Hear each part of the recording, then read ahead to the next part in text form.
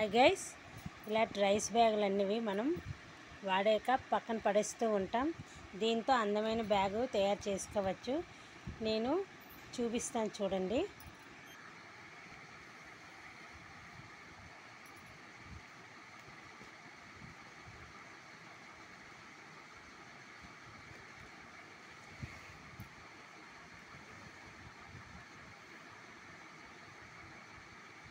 ఇలాగా బ్యాగ్ అనేది ఊరుకొని వెళ్ళుకోవాలి ఫ్రెండ్స్.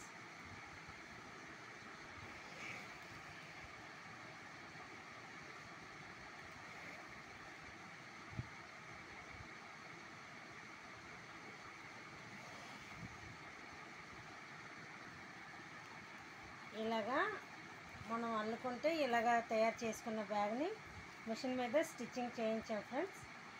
ఇది చూడండి బ్యాగ్ ఎంత అందంగా ఉందో.